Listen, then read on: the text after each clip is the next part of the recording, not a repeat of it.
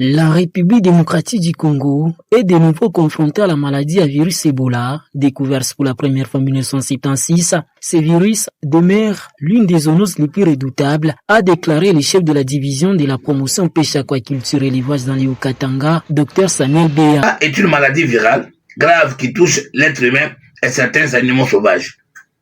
On a parlé de la maladie virale. Une maladie virale, c'est une maladie qui vient en amont avec un vaccin. Quand on n'est pas prévenu, on n'est pas vacciné contre cette pathologie, et une fois qu'elle s'installe en vous, retenez qu'à 90%, à 99%, c'est la mort qui vous attend. Les symptômes de la maladie à virus Ebola apparaissent généralement entre 2 et 21 jours après l'infection. Parmi eux figurent notamment une forte fièvre, une grande fatigue, des maux de tête, des douleurs musculaires ainsi qu'un mal de gorge, a fait savoir le ministre provincial de la Santé Jean-Claude Kisinda.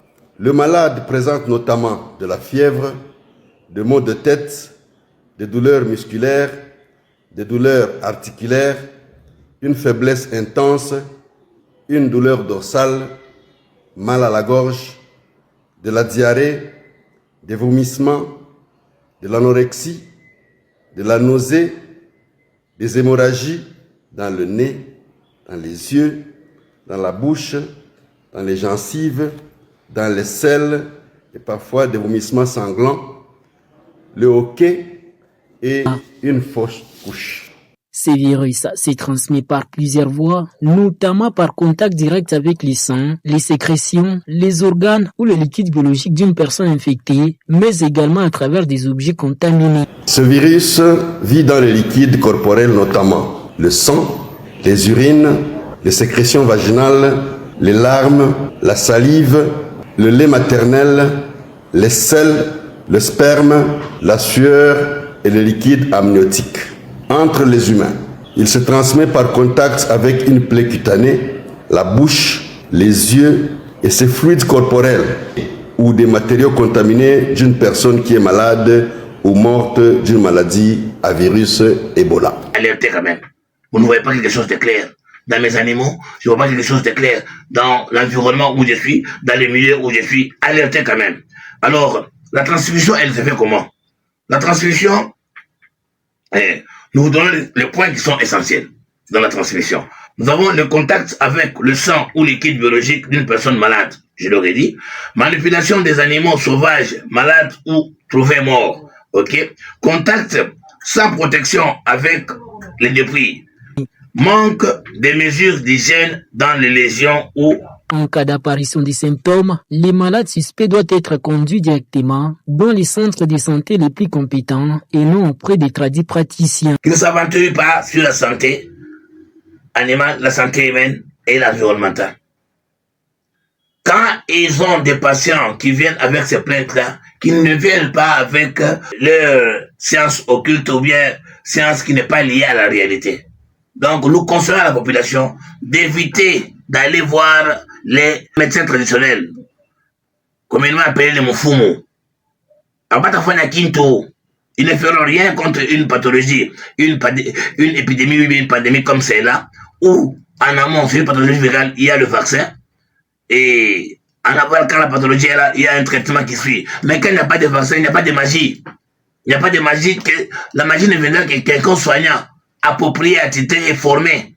Notre adimère viendra avec beaucoup d'histoires liées juste aux symptômes, commençant à vous dire n'importe quoi et utiliser n'importe quoi et vous allez vous retrouver, vous avez déjà perdu votre vie. Donc de ce côté-là, prière de ne pas faire confiance aux administrations, les hôpitaux sont là, les centres de santé sont là. Prenez directement votre fils, vous-même si vous l'êtes, et votre frère, le cousin directement dans des centres de santé appropriés, spécialisés, et vous aurez trouvé solution à votre vie. Mais... Le vaccin préventif demeure l'arme la plus efficace contre ces virus qui présentent un taux de mortalité très élevé. Quand il y a le vaccin en amont, retenez que le traitement, il est vraiment très rapide, très calme, très posé, sans inquiétude. Mais quand on n'a pas été vacciné contre, mais retenez que non, c'est une catastrophe. Donc, le traitement, bien entendu, il est là, il sera symptomatique.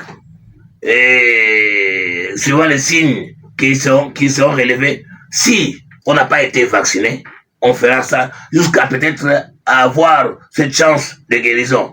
Mais si on n'a pas été vacciné, vous comprenez que non, la chance de vie est amoindrie. Maintenant, mais quand on est vacciné et quand la pathologie s'est déjà installée, je sais cependant quoi que la prise en charge sera facile, il n'y aura même pas à s'inquiéter et la pathologie sera traitée.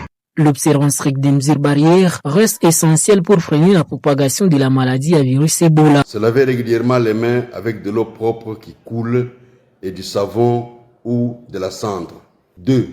Éviter tout contact avec toute personne présentant les signes de cette maladie, notamment une fièvre et des hémorragies. 3. Signaler immédiatement le personnel soignant devant toute personne venant des provinces en épidémie, présentant des signes de la MVE, notamment une fièvre élevée, des diarrhées, des vomissements, une faiblesse intense, des douleurs musculaires et des hémorragies. 4. Éviter de manipuler les cadavres et en informer le plus rapidement le personnel de santé ou les membres de la Croix-Rouge. 5. Éviter les rapports sexuels sans utiliser les préservatifs avec une personne qui a été atteinte du virus Ebola. 6. Éviter de manipuler un animal de brousse malade ou trouvé mort. 7. Méfiez-vous des rumeurs qui pourraient semer la panique dans la population. Pour la recherche de toute information sur l'évolution de cette maladie, contactez le personnel médical le plus proche. Réagissant à l'actualité liée à l'isolement strict de 21 jours imposé aux léopards de la RDC en Belgique en raison de la situation sanitaire, le docteur Samuel Béa a tenu à établir une distinction entre une bulle sanitaire et un confinement. La bulle sanitaire consiste à limiter les mouvements et contacts autour d'une zone à risque afin de réduire la propagation éventuelle de la maladie. Avec l'exemple de notre équipe nationale où on a parlé des bulles sanitaires en Belgique, c'est limiter les contacts pendant leur camp où ils auront à préparer à préparer la Coupe du Monde. C'est-à-dire quoi? Il n'y aura pas des entrées multiples, mouvements gauche, droite, tout ça, tout sera contrôlé, tout sera réglementé. Ce n'est pas un confinement ou bien un isolement, c'est parce que des mesures sanitaires afin d'éviter que nous, comprenez, quand même que nous sommes ailleurs, en dehors du pays, mais notre pays est déjà dans la zone rouge. La division promotion pêche aquaculture et élevage du Katanga, dirigée par le docteur Samuel Béa, poursuit activement la sensibilisation de la population afin de prévenir toute propagation de cette maladie. Nous ici, nous venons sensibiliser, nous venons vulgariser ce qu'il y a de réel. Et nous ne sommes pas là pour être en conflit, soit politique, soit administratif, avec les autres structures, avec les autres secteurs. C'est juste vous donner le point qu'il faut. Ainsi donc, au nom de mon pays, nous appelons la population au calme, à la vigilance et à la collaboration avec les services techniques et sanitaires dans le cadre de prévention contre la maladie à virus Ebola. La lutte contre Ebola nécessite une approche multisectorielle, intégrée, impliquant les services de santé humaine, animale et environnementale, conformément au concept ONF. Face à cette menace sanitaire, les autorités appellent la population au calme, à la vigilance et au respect des consignes médicales. Une mobilisation collective qui reste indispensable pour protéger les communautés et éviter une nouvelle flambée de la maladie à virus Ebola en République démocratique du Congo.